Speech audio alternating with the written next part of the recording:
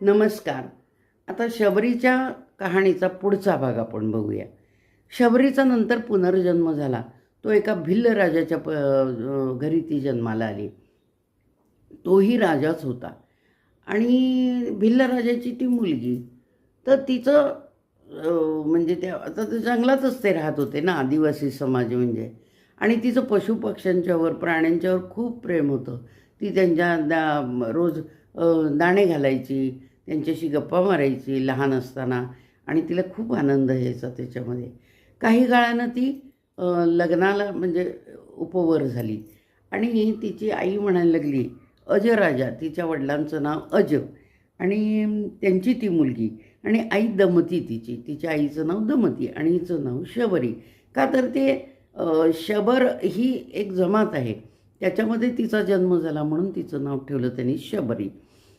तर एक दिवशी ती उपवर झालेली असताना तिने पाहिलं की आपल्या अंगणामध्ये बरेच पशु पक्षी प्राणी इतके जमा झालेले आहेत. तर आईला तिने विचारलं की आई, म्हणे हे इतके सगळ्यांना का गोळा केले आणि त्यांना सगळ्यांना खायला वगैरे घालत त्यांना व्यवस्थित त्यांचं सगळं सुरू होतं, पण हे एकदम सगळ्यांना कशाला बोलवले, हे तिनं आईला विचारलं. आणि आईनं सांगितलं की आपल्याकडं लग्नामध्ये अशा प्राण्यांची आहुती देतात आणि त्या प्राण्यांना मारतात आणि लग्नातल्या लोकांना त्याचं जेवण घालतात. तो शबरीला धक्काच बसला की म्हणे माझं लग्न आणि इतक्या प्राण्यांचा जीव घ्यायचा, हे काय मला मान्य नाही. म्हणून तिनं काय केलं, त्या आपल्या समाजातूनही ती पळाली तिकडं आणि तिकडं पळत पळत एका डोंगरावर गेली. डोंगरावर गेली तर तिथं ऋषी मुनी सगळे राहत होते, त्यांचे आश्रम होते. ते तिनं पाहिलं आणि ती म्हणली, आता आपण इथं एक मुलगी आलो आहे म्हणल्यानंतर हे लोक आपल्याला पकडून ठेवतील आणि काहीतरी शिक्षा देतील.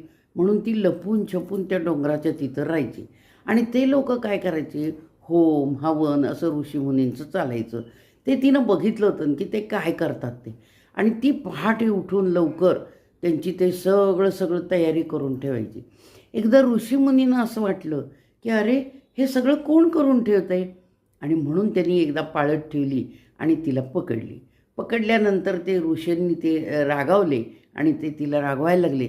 त्याच्यामध्ये एक ऋषी होते, मतंग नावाचे ऋषी. ते म्हणाले, असू दे, ती आपली सेवा करते ना. तिला त्यांनी माफी केली आणि तिला त्यांनी आपल्या मुलीप्रमाणे सांभाळली आणि आपल्या आश्रमामध्ये तिला कामाला ठेवलं आणि ती सगळं काम करायची, सगळ्यांचंच करायची. आता हा जो आणखीन एक भाग आहे तो पुढच्या भागामध्ये आपण